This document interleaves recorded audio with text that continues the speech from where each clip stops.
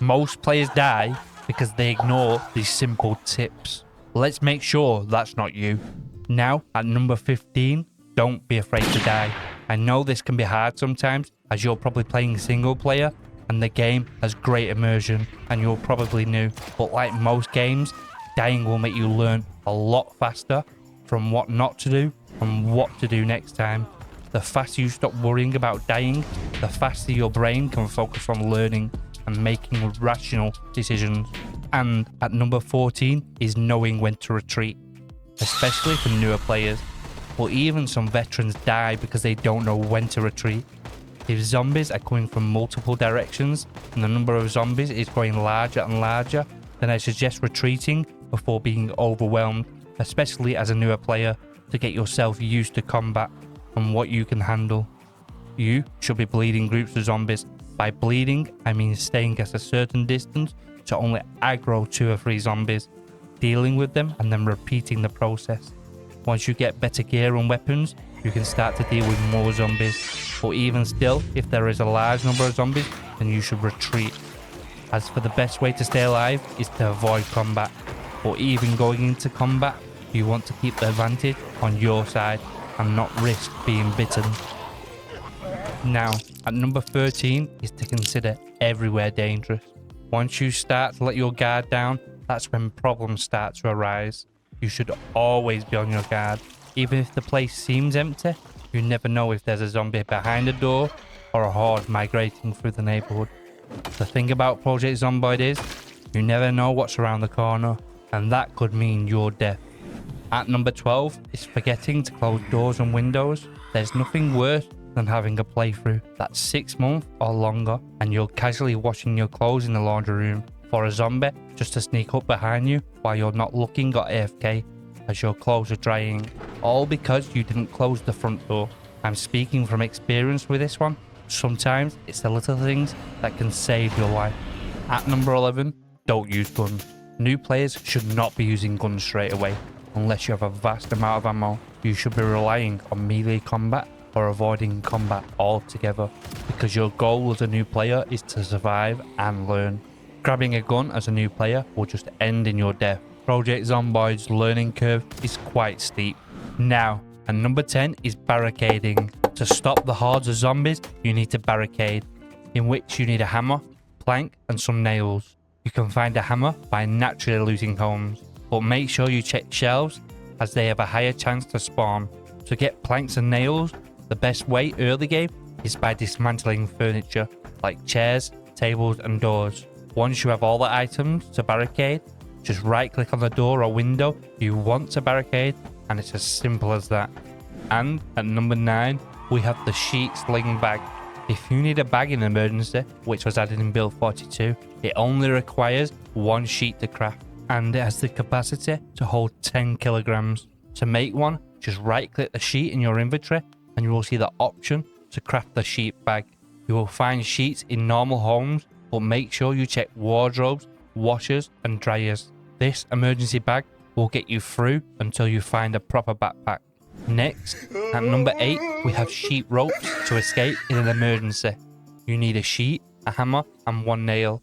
These can be used for emergency exits or to gain access to your barricaded base, as they allow you to climb up to access the upper floor, or to climb down in an emergency when your base is under attack.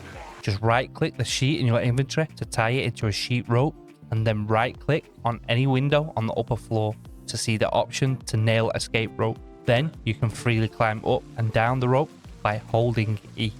Now at number 7, remaining crouched outdoors will save your life. It will make zombies less likely to aggro you. Remaining crouched outdoors in Project Zomboid is one of the smartest moves you can make to stay alive.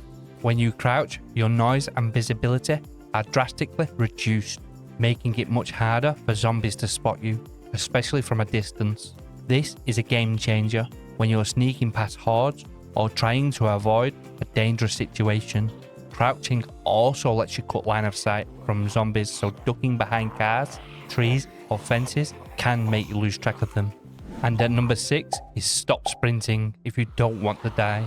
It's one of the most common ways newer players die. Look, I get it. When zombies are closing in, running feels like the only option sometimes, but you can easily outwalk them at a normal pace if you're not encumbered or exerted. Instead, take a deep breath, keep your cool, and walk. You'll move at a steady pace and stay in control. It's all about not making stupid decisions. That will get you into more trouble.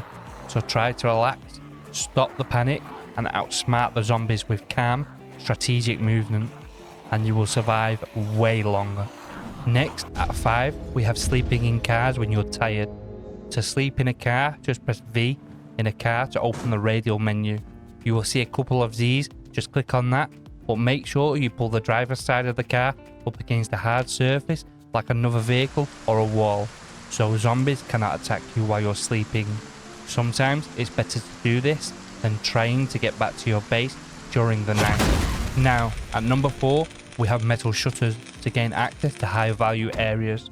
Normally, you would need a sledgehammer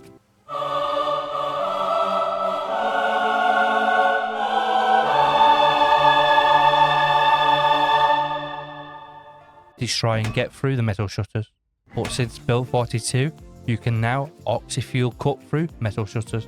You just require a welder's torch along with a welder's mask or goggles.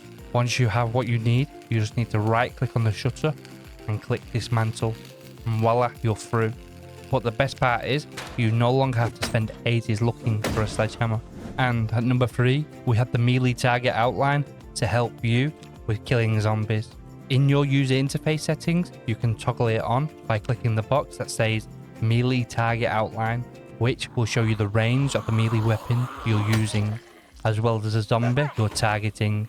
This is especially good for newer survivors, as missing a swing can cost you your life. Once you're comfortable, you can turn this off, but the majority of players keep this setting on. Next, at number 2, is the interactive map to help you explore the world of Project Zomboid.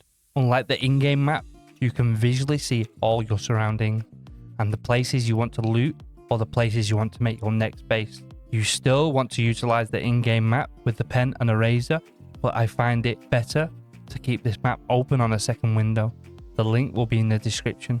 Finally, at number 1 is chickens. For an unlimited supply of food, yes, chickens. They were added in Build 42 and offer an unlimited supply of food.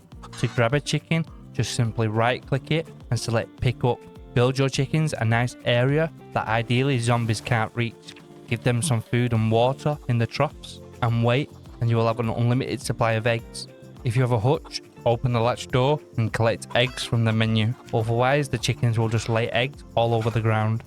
If you're still struggling to get past your first week, then I recommend spawning Rosewood and taking over the fire station and using that as your base, as it's in a great location and contains great loot and offers a more relaxed approach compared to other spawns. Riverside is equally a good spawn. If you want to learn more about Rosewood and the best places to loot, click the video here. If you found this video useful, hit that subscribe button. Peace.